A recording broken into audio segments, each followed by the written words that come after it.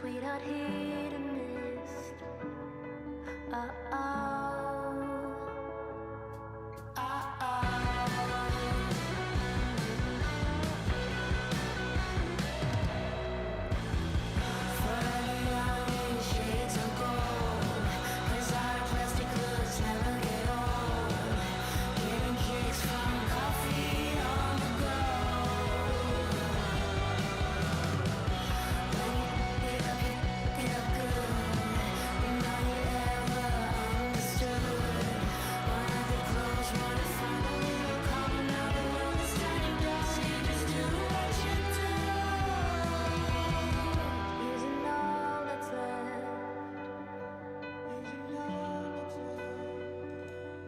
Somewhere in your chest, somewhere in your chest, using all that's left. Somewhere in your chest, all your sweetheart hidden is.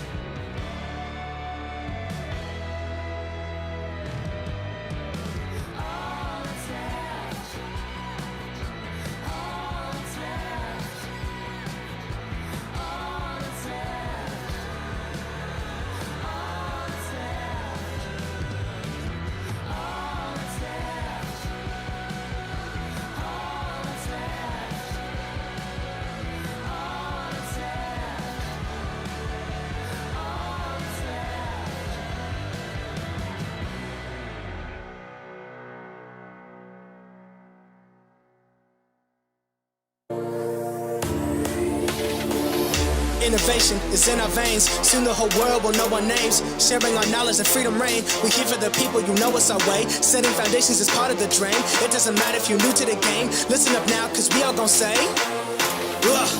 elevate, elevate, elevate, higher, elevate, elevate, elevate, higher.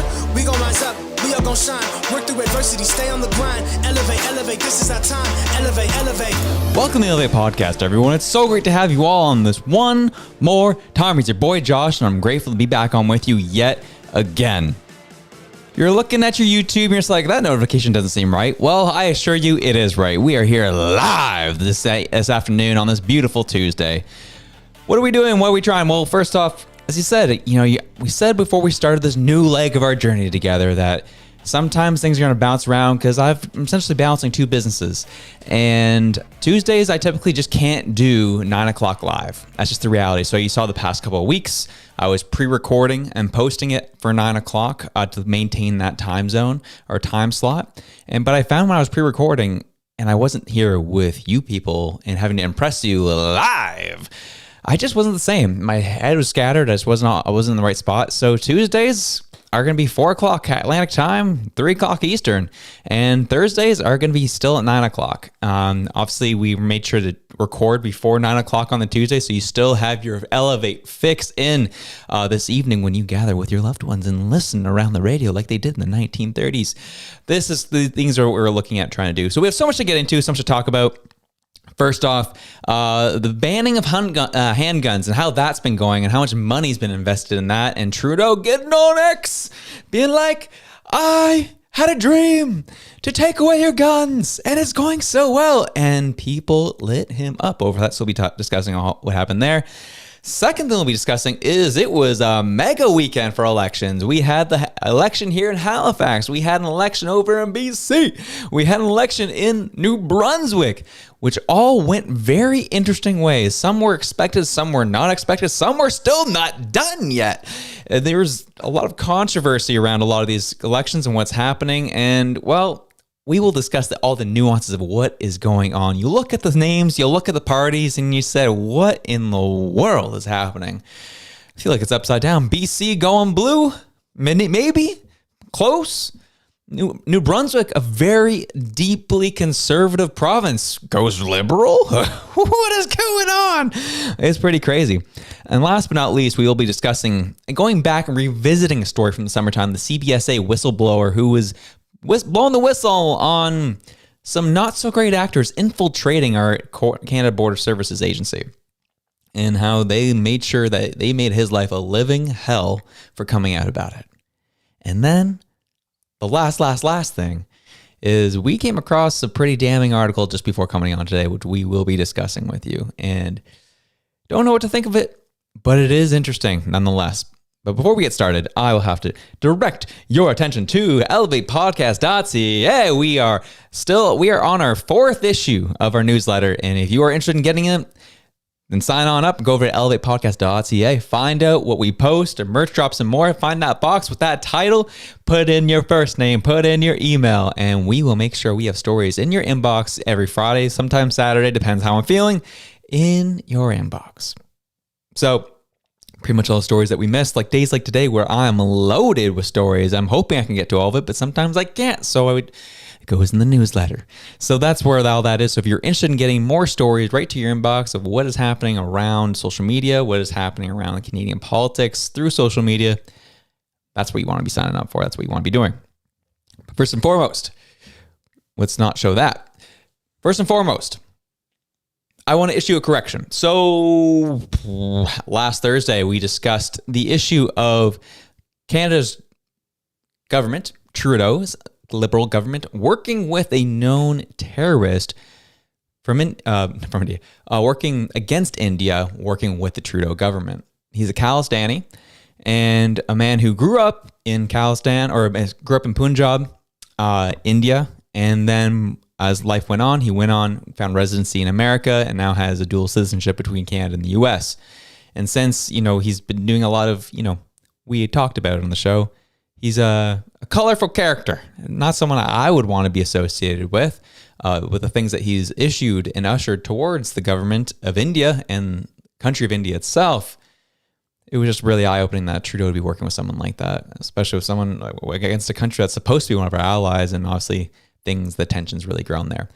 People were really upset because, well, one thing, I had a bit of a slip of the tongue. That's on me, and that's my fault. I called him an Indian terrorist. Wasn't not technically wrong, but was technically wrong at the same time.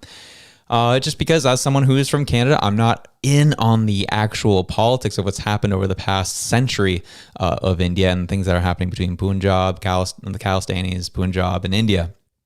Obviously, there's a lot of tension there. There's a lot of issues.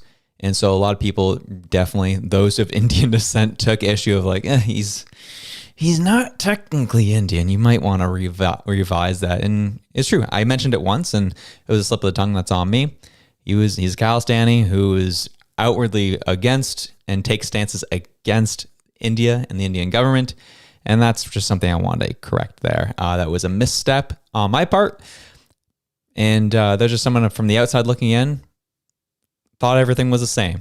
You know what I mean? When you kind of look at the country of India, there's pockets, those regions, and obviously some of those regions don't want to be part of India, kind of similar to someone who can equate it to Canada. Quebec or Alberta doesn't necessarily want to be a part of Canada, but they are, except for you take that divide down there and it's like multiply that by 100x, and that's what you have over the past century or so. So that's just something to, I just wanted to correct the terminology there, and I wanted to put that out. So apologies, misstep, but the video was on point, the video was factual, and the video was still very damning. Just one line in there that I wish I could have taken out, and I did. So here we are. Back to our country, shall we? Well, we have Trudeau got up on social media and really wanted to kind of shout from the mountaintops of the handgun ban that he has put in place with him and his government. And what in the world? That is not. Well, we are going to. There we are. 2 years ago today, Trudeau says, we froze the handgun market and stopped handguns from being bought, sold, or transferred anywhere in Canada. We choose your safety over the gun lobby every time. Every time, he says, we love your safety. We love you. We love you as Canadians.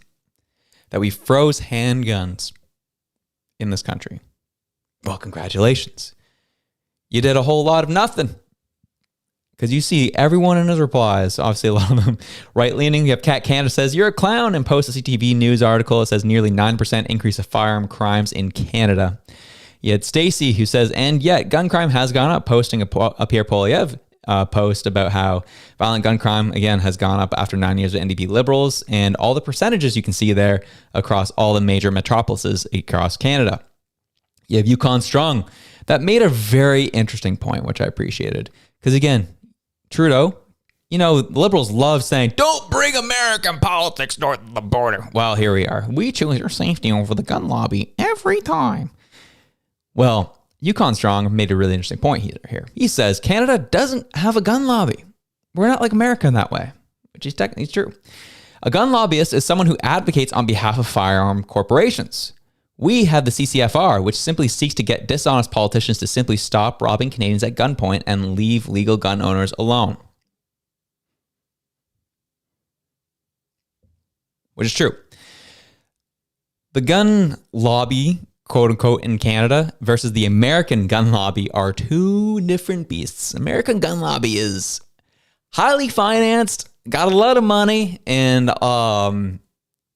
has a lot of reach in the United States of America. Whereas Canada, CCFR, you don't really know about them. And they are literally an organization driven by volunteers. It's a volunteer-run project. It's a volunteer-run business. It's apples and oranges. However, but Trudeau knows this. Trudeau knows that the American politics that come up north of the border, people have a certain idea of what the gun lobby is, and they attribute it to what they have in the States. And it's like, oh, that's what we have here. So he made sure to insert that terminology just to get the people going. The comments in here were pretty wild. One that really stuck out to me is from Valentina Gomez. You don't know this person. Well, let's just remind you who she is. Well, she ran for the Missouri Secretary of State as a Republican nominee. And she's a very fiery individual, I would say. She really likes to get the people going. We'll play a video of what she give you an idea what she's like. This is her brand. In America, you can be anything you want. Some people be gay. Say hard. Let's replay that because it is a little quick. In America, you can be anything you want. Some people be gay. Say hard. So, yeah. That is Valentina Gomez right there. Her whole shtick is don't be weak and gay. Stay hard. Pulling it obviously of certain fitness gurus, you know who I'm saying. And she loves her guns. Very we love how Trudeau loves, the right wing in Canada is unreal. Well, this woman's true right wing. Loves her gun, loves America. And she utters phrases like you heard there. And she obviously during up to that election of down in Missouri, she garnered a lot of attention. Even went so far as being on Timcast IRL, which is an American news show down there on YouTube down in the States, garners millions of views per episode, and they had to cut her off, which was pretty wild. She was saying a lot of crazy things. They told her not to, and she still continued to do it, and so they had to cut off the stream altogether. She's a wild one. So she hopped on the Trudeau Hey bandwagon on this specific tweet or post, and she says, Justin, if a criminal wants to kill, they will kill even if it's with their bare hands. You just want the population unarmed so you can control them. F your gay gun control, she says. Now Canada will face mass stabbings. When it comes to the whole take the tool out of the person, that whole debate happens. Well, she's not wrong in terms of the crime hasn't just gone away. We've seen it here in the stats where actually illegal firearms has gone up in terms of crimes. More government policy isn't doing anything, and we're seeing it clear as day here. And so it is interesting when you have American politicians or hope to hope to be politicians are jumping on Justin Trudeau's post here is very interesting here. So you have all these stats and people saying, it never worked. Crime's still up. You give us no rights and people are getting killed and losing property and losing their lives over some of these policies you've instituted. Well, if that ain't enough for you, we have the Toronto Police Association that had something to say about this as well. Everyone had something to say about this post, but so did the TPA. They said they reposted Trudeau's post and said criminals did not get your message apparently, sir. Obviously, I added a little flair in there myself. Our communities are experiencing a 45% increase in shootings and a 62% increase in gun-related homicides compared to this time last year. What difference does your handgun ban make when 85% of guns seized by our members can be sourced to the United States? He said, dang. Your statement is out of touch and offensive to victims of crime and police officers everywhere. Whatever you think you've done to improve community safety, it has not worked, Mr. Trudeau. And that was probably, as much as there was a lot of chaos happening in the reply section, this was the response of the day. This is what got people's attention. This is what got people talking. The Toronto Police Association, citing facts and stats of what they're seeing on the ground every day, of what they're experiencing in their communities. And the handgun ban has done nothing. This is the concern people have. And I still, to this day, hold to what I believed when it first happened. I thought it was so disgusting how Trudeau just pushed through legislation right after the mass casualty incident that happened here in Nova Scotia back in 2020. Rammed this legislation through to ban and freeze handgun usage and movement through the country. Got it through so quick. Used this incident to push that. Even when the crime that they used as a catalyst to push this legislation through was committed by illegal guns out of the United States. So, no one's surprised. Everyone who's watching the show knows when this first went through, nothing was going to happen.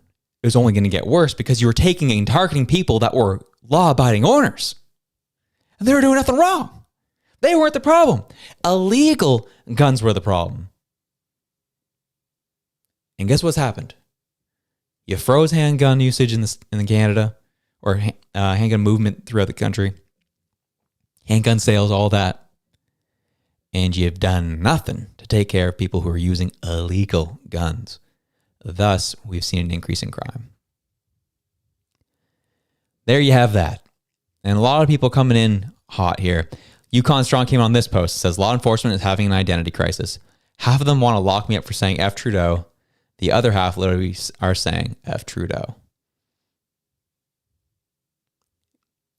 And that, my friends, is why we're seeing such a split in this country right now.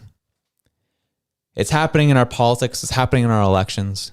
People are divided on where to move forward, on how to move forward, who to support, who should represent us. And we've seen it in at least one election that we saw over the weekend here. The results of the BC, New Brunswick, and Halifax elections came through. Two were won in very decisive fashion. One has still not been decided, and it transpired on Saturday. Yes, I'm talking about the BC election. To give a little stats about this election, there are approximately a population of 5.6 million. The turnout for the election was 2.1 million. They saw a 36% turnout for their election, which is interesting. The results of this election are still uncertain. It started off really strong for the Conservatives earlier in the night. Then as the night wore on, it got balanced, it got even, and we don't know who won yet. They're still counting for, as we're doing this live right now at 3:15 Eastern time, there are still 11 ridings that are undecided. NDP are leading in 6 of them. The Conservatives are leading in 5 of them. The magic number to attain to have a majority government in BC is 47. Right now, we have a dead heat at 40-40 that have been decided. 40 to the NDP, 40 to the Conservatives. NDP are leading in 6 of the remaining 11. Conservatives are leading in 5 of the remaining 11. So if you do your math, they're still 1 or 2 short, depending on which party you support, of having majority. There is one party that could potentially hold all the power, and that would be the Green Party.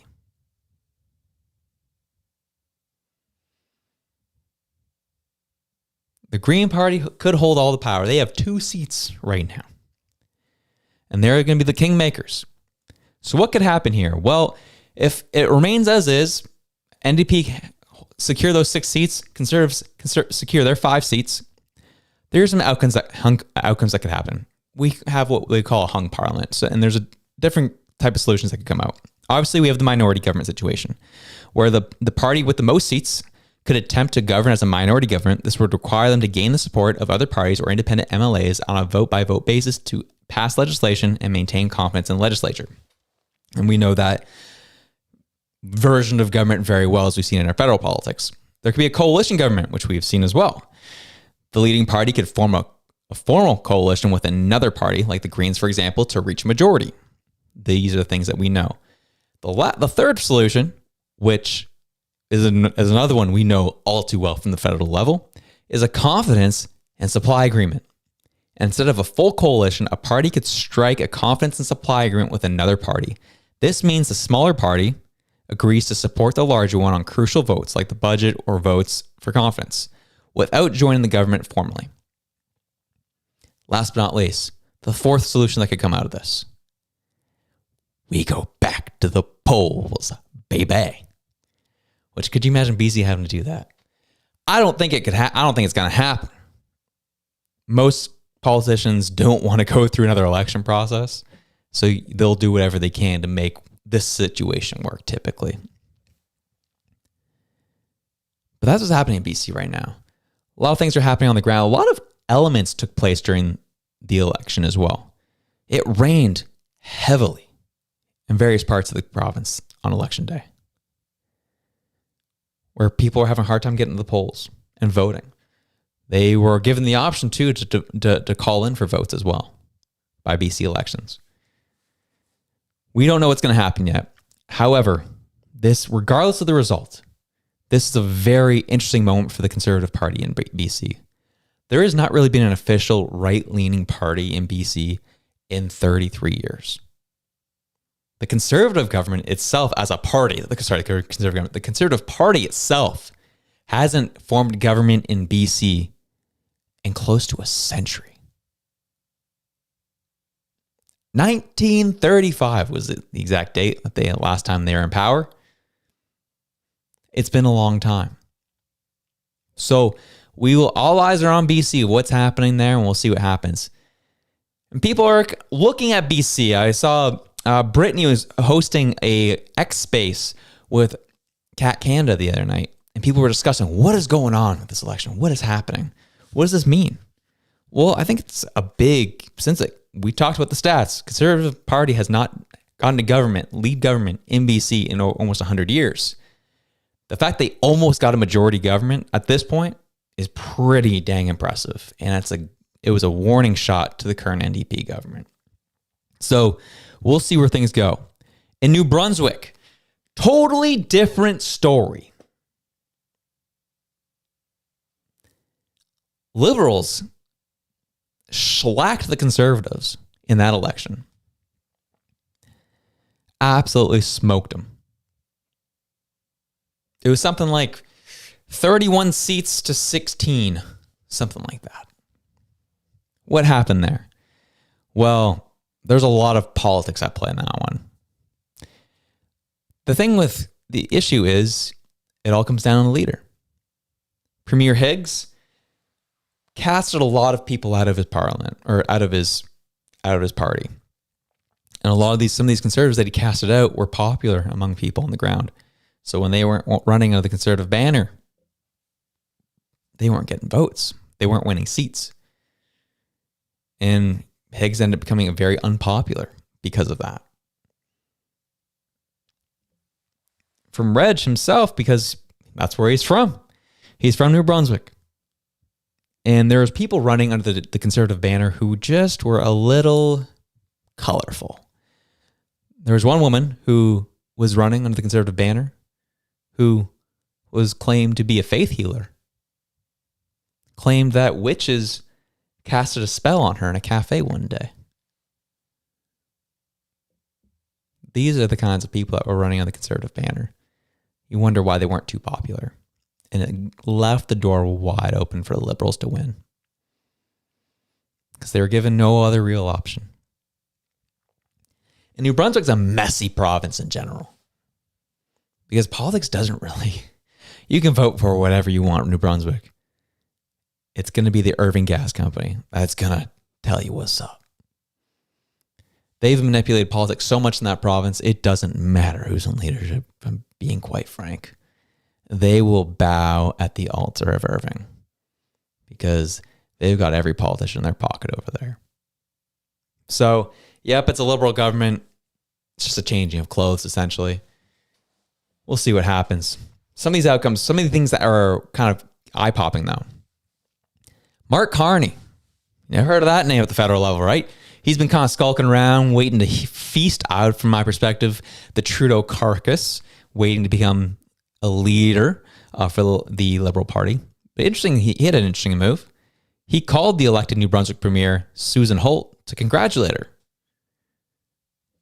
He's not elected as an MP anywhere. He's been an advisor to the Liberal government. Why would he feel a need to call Susan Holt to congratulate her?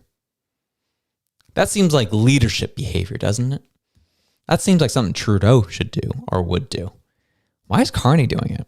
That was weird. Why did New Brunswick go red? Well, we just hit all of it.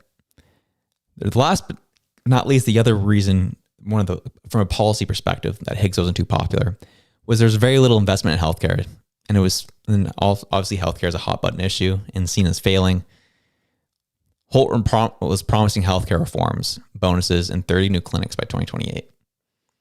Holt took Tim Houston's playbook, that he did in Nova Scotia as a conservative running premier.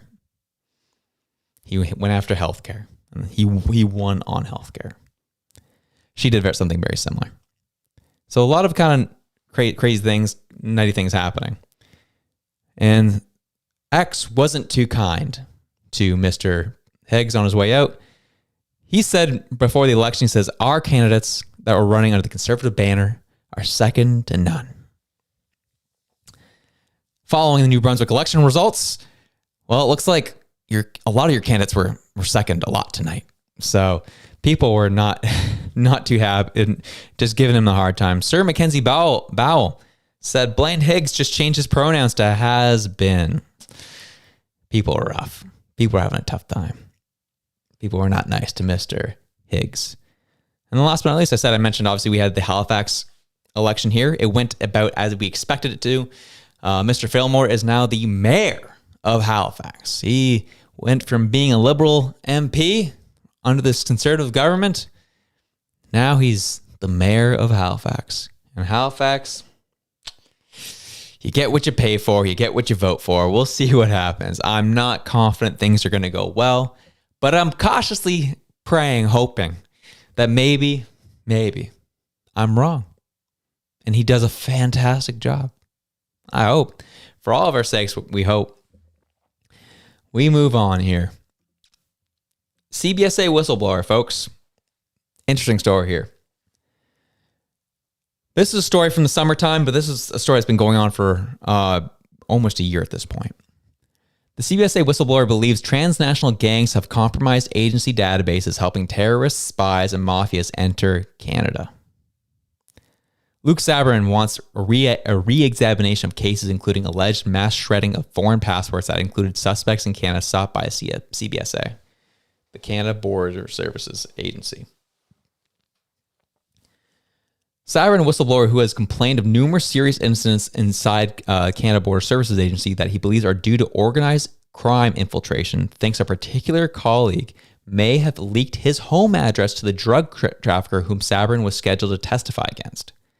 The alleged threats occurred well over 10 years ago, and the gangster, whom the Bureau will not identify, has since died in Mexico. However, his close associates continue to endanger North America and are believed to have compromised Canadian and international officials. Sabourin believes threats to his life and many alleged incidents of harassment against him and other CBSA staff fit into a pattern of corruption and a culture of secrecy across Canada's government, which effectively silences whistleblowers. But it just isn't about government employees who claim to be isolated or railroaded out of Canada's government, Sabourin says. It's about Canada's security against compromised with stunning breaches that go unaddressed because the system of accountability is broken. Among many examples that could suggest organized crime has penetrated the CBSA systems, Sabourin disclosed an especially shocking case. Get this. A CBSA unit learned that a band of armed men clad in combat fatigues appeared to be smuggling illegal migrants across Quebec's border, which was then covered up internally. Sabourin says possibly to the benefit of foreign mafias, human traffickers, drug smugglers, or terrorists. I asked within the agency via email if there was any reason why the Quebec Provincial Police and the RCMP were not notified about this. And Sabourin told the Bureau an hour later the email disappeared from the generic mailbox and never reached top management. These compromises are the reason Sabourin has testified about his experiences in parliamentary committees and pushed for new whistleblower protection legislation. And we've seen that through Bill C-290, which is like in its third reading right now over the past year. It made it through there. And the Bill C-290 is trying to go through Parliament to give more protections to whistleblowers by establishing a code of conduct for the employer to abide by and taking critical action on employers who punish employees who come forward.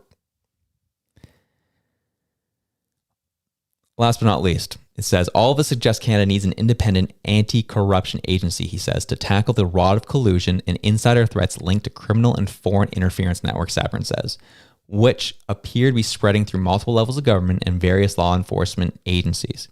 Sabourin is also calling for a re-examination of what he calls a particularly egregious case in 2015 in which a senior CBSA manager allegedly directed subordinates to illegally destroy hundreds of foreign passports.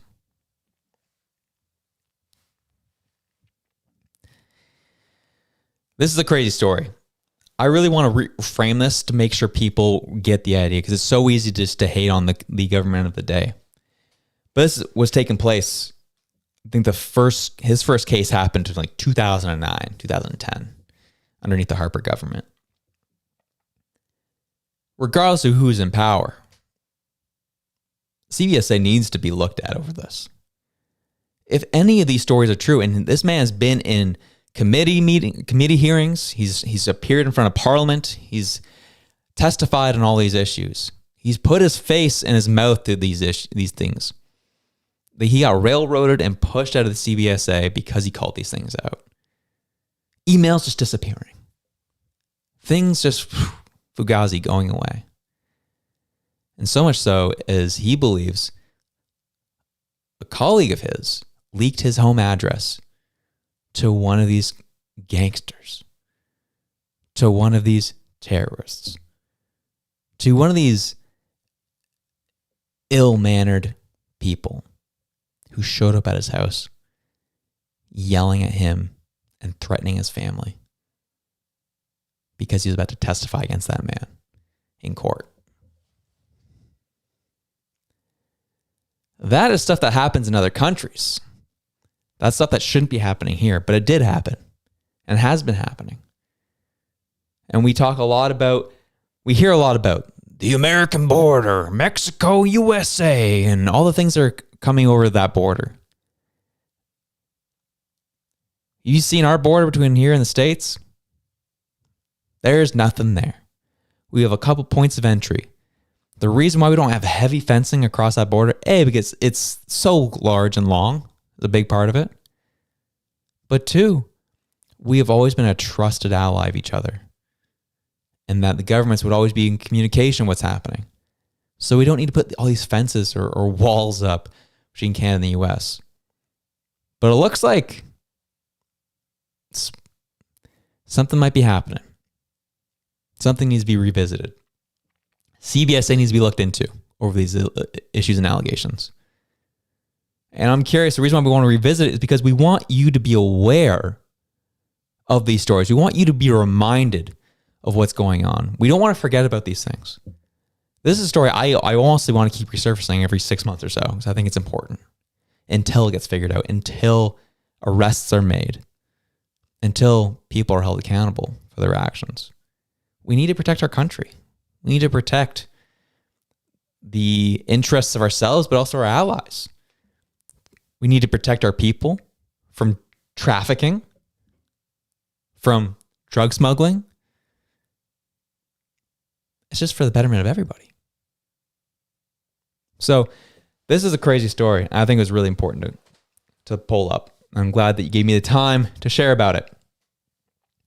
Brian Gallant says, smash that like button. And I agree. Smash it, please. We loved having you guys on. We have well over 300 viewers today, and we appreciate it. Reboot 2.0 says, government should not be giving rights. Governments should be acknowledging our human rights and should be inalienable like in the US. Yeah. We're actually about to get a story about that here at the end of the show. You'll find that really interesting. Reboot 2.0. I think it's Kieran Drukin says, anti-corruption means anti-liberal. Oh boy, that's quite the statement. Woo! He really called him. Well, we got some things in the news that we want to discuss here. Some quick things. Story that's popped up on everyone's TikToks, on Instagram, and everywhere. It's happened right here at home in Halifax. Walmart employee got locked up in a bakery, or in an oven, stand-up oven, walk-in oven, I should say, in Walmart. Terrible story. First started getting reported on Reddit, and then eventually started taken to TikTok, Instagram, and all these. And so there's a lot of alleged incidents that have happened. There's nothing official that's come out about the story yet. But what we kind of know is a 19-year-old employee who got locked in, and people are looking at, again, all the alleged details of the story. Woman burned alive. People are saying that it was a part of company policy to be able to clean the oven while it was on. People are saying that the door that locked on her had an unlocking mechanism within the oven so this wouldn't happen. And there's no way to lock yourself in there. There's just no way to be able to lock yourself in there. The only way that people are saying, and the people who know the technology that was used with this oven, was someone had to keep it closed from the outside. A lot of people are suspecting foul play happened here. And I hope we get down to the truth. We get down to the brass tacks of what happened here. We find out if there is anyone responsible. We find who is responsible for it. And make sure that this doesn't happen again. Because that's terrible. Terrible. Edmonton is picking up steam in the news lately. They are sorry, I'm losing my track of mind here. They are talking about how they are the first city to try out 15-minute cities. And we were gaslit for so long. Oh, that's not what that is. Not what this is. Well, CTV has officially reported on it, and this is what they're saying.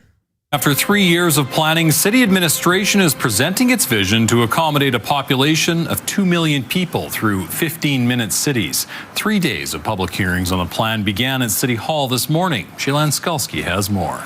The 50 new district plans and corresponding bylaws will replace 54 existing planning documents dating back to the 1980s. Administration says the goal is to accommodate 600,000 new residents in redeveloped areas, with 50% of all new home units added through infill. The plan also calls for half of all future travel to be done by transit, and for residents to access all their daily needs within 15 minutes. Not everyone supports the plan. My understanding is that this means I will need to stay within my district to meet all my needs so that the city can meet its climate plan objectives. I don't think Edmontonians can afford to be part of a renovation experiment of this size so quickly. I think unfortunately a lot of the district plan in particular have been derailed by 15-minute cities, conspiracy theories, World Economic Forums, etc.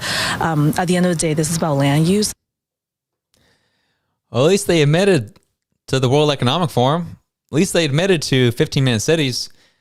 I loved the woman here, the counselor at the end, saying, well, we had this plan in place for a long time. We're trying to make it work, but now it's being derailed by all these conspiracy theories. Yet you keep attributing to the idea that everything should be within 15 minutes of somebody. And if this is an idea that was perpetrated by somebody like, I don't know, the World Economic Forum, why do you think people are a little on edge about it? When they've seen what the plans are, we've seen 15-minute communities and cities integrated in the UK, where there was checkpoints with cameras of when you could leave and when you couldn't. It didn't last too long in the UK. The cameras kept being vandalized, and they didn't have the money to keep replacing them. So eventually that program went gone. And a couple months after that story, the story of Edmonton trying 15-minute communities comes up. And yeah, so we see what happened in the UK. We see the discussions by the World Economic Forum. So yeah, and then we see that how people have been gaslit by the government for the past 9 years. And really pressed for the past 5. People are a little on edge about it. So we'll see what happens here. It seems Edmonton is trying. They're trying the old 15-minute communities. We'll see if they can make it happen or not. Next, Mr. Mark Carney, folks. We talked about him at the beginning of the show.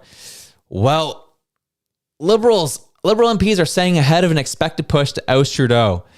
And it looks like Mr. Carney is one of the people who are wanting to make his push, wanting to make this a reality. He says he plans to enter elected politics as Liberals begin to organize leadership bids. We've talked about his opportunities for a while and what he wants to do. Mark Carney has talked about calling Susan Holt the new Premier of New Brunswick after she won as a Liberal. Why? Why is he making that call? Why is he an advisor to the Liberal government right now, not an elected official? And why is he helping make decisions for this government? Weird. And he keeps floating around. He started floating around more once Trudeau started facing more issues, more problems with the party. Mark Carney sees an opportunity. And he's the man who wants to take that leadership bid next. We'll see what happens with that. But he's officially announced that he has intentions of putting his name forward for a leadership bid of the Liberal Party. We've been talking about it for a while. Well, here it is. It is interesting too, because PM Trudeau was asked if he feels like his leadership is in danger. And he said, Prime Minister Justin Trudeau says he doesn't think his leadership is in danger. Shocker.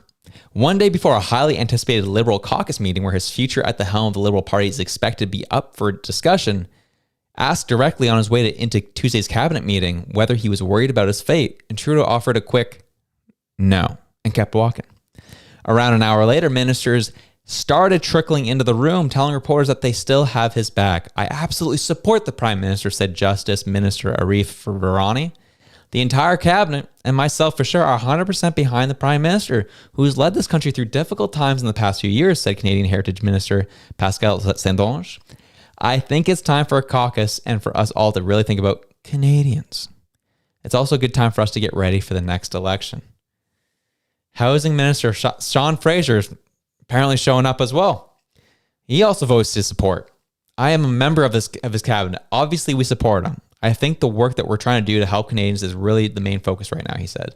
The ministers made the remarks on their way into what turned into an unusually long cabinet meeting on Parliament Hill on Tuesday. And that article is from today, October 22nd. Some big long meetings on the Hill today. What's going on with this Liberal caucus? What's going on within the cabinet? Especially when you had 4 cabinet members step down last week. What is happening? What is going on? The focus is going to be on Canadians, they say. Okay. Let the focus be on Canadians then. Question period will be interesting today. Question period is probably just ending as we speak. See what happens going on moving forward. And then one little last in the news topic I want to talk about. So as I said, there's an American political show called Timcast. Timcast IRL. It's a show I started watching probably back in 2020. And it's gone through several evolutions of itself. Tim, who's the host of the show, Tim Pool, hops on last night onto the show and says, this might be the last Timcast episode, Timcast IRL, and goes on to essentially flame his employees and all the issues that he's facing with the show. And I'm like, it's such a large show, does millions of dollars in revenue a month. And he's just thinking of pulling the plug on it. I don't know what's going on over there. I don't know what's happening. It's just I find to be a very weird scenario for a show that's so important in the political discourse. 2 weeks before an American election to just say, yeah, I think we're done. I don't know. I know it's not Canadian politics related and all that. I just thought it was interesting in terms of just like the political landscape, only because didn't I just go through that on this show like a month and a half ago? Like, do we end the show? Do we keep it going? This show is, 37,500 subs on YouTube, over 50,000 subs on TikTok. Timcast IRL is like 2 million subs on YouTube. Drastically larger show than this one. A lot more staff, a lot more money involved with it. And to hear even him just wanting to just pull the plug like that is interesting to me. It makes me think that there must be something else going on behind the scenes. There has to be something more. Because I found that to be kind of odd. Lloyd Field says, I'm going into the chat here. Says, at what point do we just stop paying attention to unjust, unconstitutional rules? It's a good question. We're about to get into that here shortly. Tim was caught taking Russian money. That's what's happening. Oh, baby. Okay. So we can get into it. I don't want to get into American political show details on live, but he, I guess, technically through a various amount of shell companies indirectly may have taken Russian money, but he didn't directly take it. And so all they did was, and it was through Tenet Media, who had funding through a couple of different shell corporations that also then was backed by the Russians, which he didn't know at the time, allegedly. And it was to back his culture war show that had nothing to do with politics. It was just talking about aliens and stuff like that. So I don't know where the political ramifications are there of what the motivation was, if the Russians were really behind it. But there could be, more, but you could be right. There could be more complications that have come with that. And maybe he's just like, maybe I got to keep her down, keep it settled down for now. Who knows? A thing with the Timcast thing, Kieran Drukin says, is that he has a ton of employees, but a lot of them just do their job, and same thing aren't being done or are overlooked from complacency.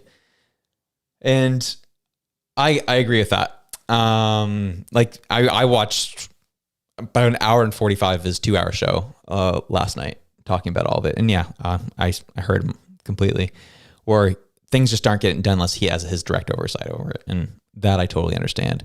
There's times I felt that with this show too. But that's just the nature of running a business. Does he need to hire better? Maybe. I'm not there. I'm not on the ground. But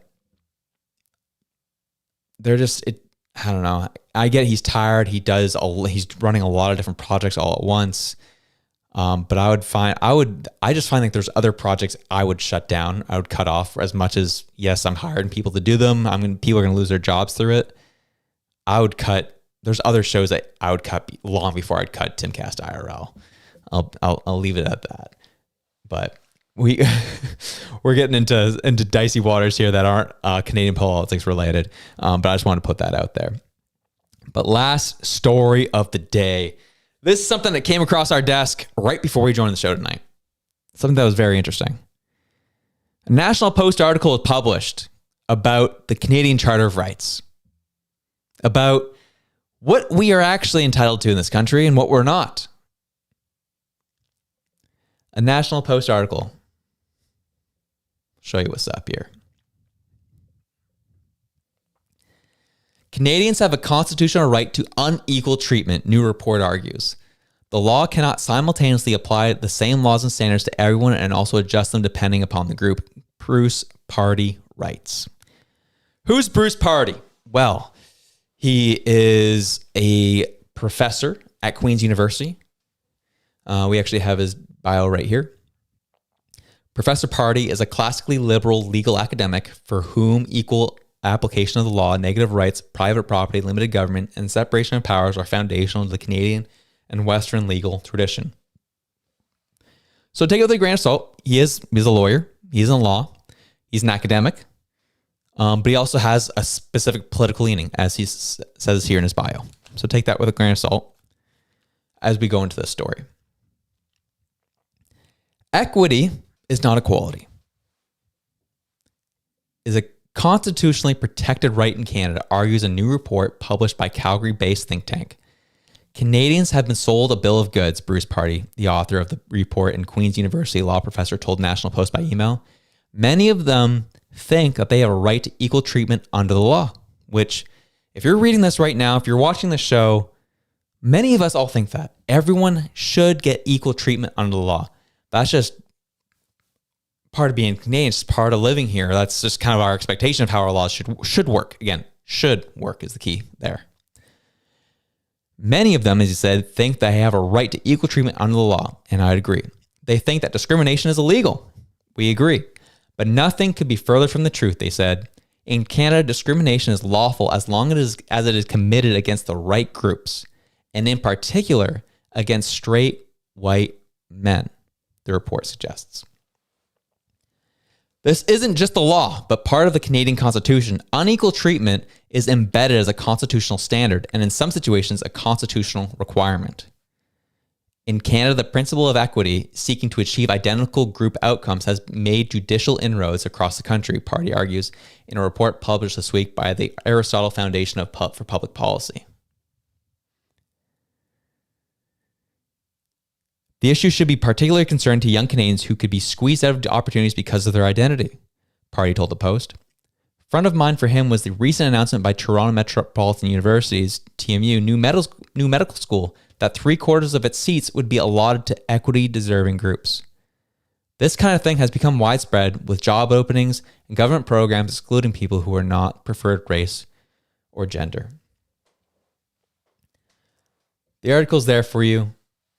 They go into a bunch of different stories that have taken place, a bunch of different cases that have taken place, and then the report itself lays out a lot of examples of where the law was changed and how the law was applied to a scenario was different because of what someone looked like or what group they were part of.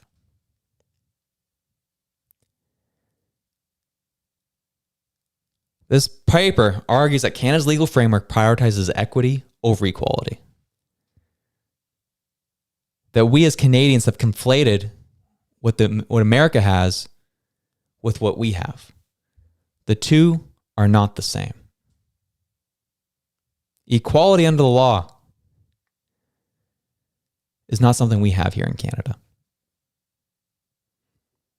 And it won't say it in the Charter of Rights, but equity is definitely favored in a lot of cases here.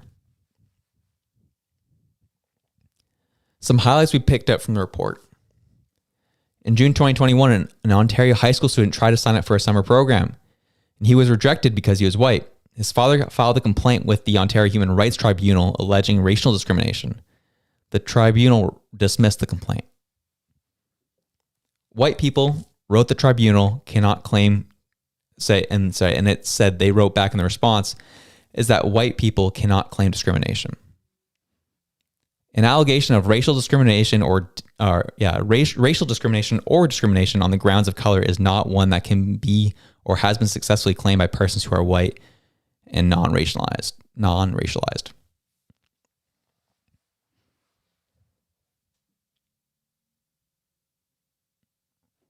What we have here in Canada is not the same what they have in the States. We often try to conflate them. I hear a lot on TikTok too from people that we have the right to free speech. We don't have that here.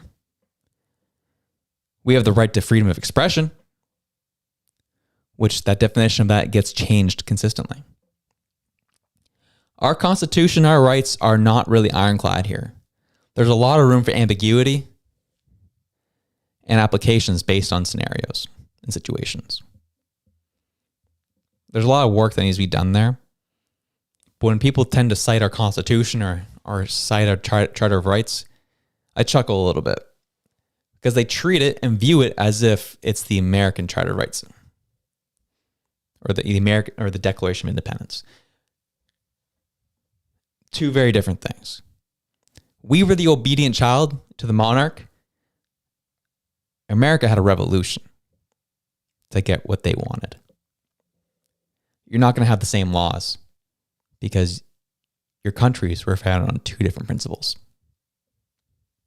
That's just the reality. So this was a very interesting story that National Post posted, and the fact that the study that Bruce Pardy was a part of.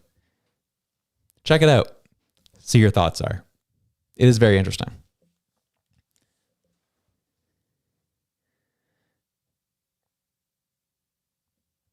Two flip for twists. Says this is divisive. We were already inclusive. Yeah, I'll leave that at that. I'll leave that at that for sure. It depends on the people's viewpoints, right? I think we were on a very good track without all this extra rhetoric. I thought we were in a good spot, or getting into a better spot constantly until things start getting labeled and things start getting named. I'd agree with that. But last but not least, we have our wildcard segment. Let's jump on into it, shall we? SNL has been they took a bit of a turn. They've been doing something different on their TikToks. They've been mocking internet personalities or doing actual SNL skits specifically designed for TikTok and short form content. And this was one where they were mocking a man or a internet creator that advocates for keeping the black family black. And we'll leave it at that. This is how it goes. Bloodline. Resist the temptation of the snow bunny. You don't want it. See how I'm vibrating off my cellulite? Very demure, very mindful. Hey, baby, you want... Oh, damn. My black brothers, we must protect the bloodline. Resist the temptation of the snow bunny. You don't want it. See how I'm vibrating off my cellulite? Very demure, very mindful. Hey, baby, you want... Oh, damn. My... Oh, that was classic. Those who didn't catch it, yes, he was dating a white woman and walked in on while she's doing one of her lives. It's like, oh, shoot, they caught me. Oh, it was so good. You gotta watch out for those snow bunnies, man. They'll get you. But yeah, comical. Very good stuff. We love to see it. And good show all around. Love to have you guys on with me.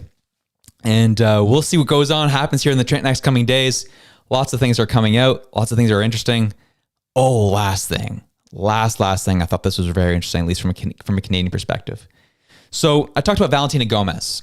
And obviously she's said some very outlandish things in her time trying to run in politics in the States. But yeah, that one video I showed at the beginning of the show, I was looking for it and I was typing things in, trying to find it.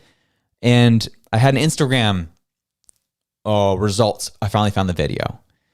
And this is what I got from Instagram. I tried to upload the video, and this is the result I got. Restricted video. This video is not available in your country. See why? I was like, okay. Well, I figured it was like one of those, like, the Google ban, whatever, that the Canadian government's been having fights with Facebook and Google over. And says, how we made this decision? Well, we received a legal request to restrict this content. We reviewed it against our policies and conducted a legal and human rights assessment. After the review, we restricted the access to this content in the location where it goes against local law.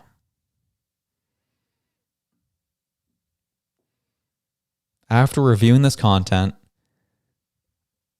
we made the decision based on where you're living to restrict its access because it goes against your local law.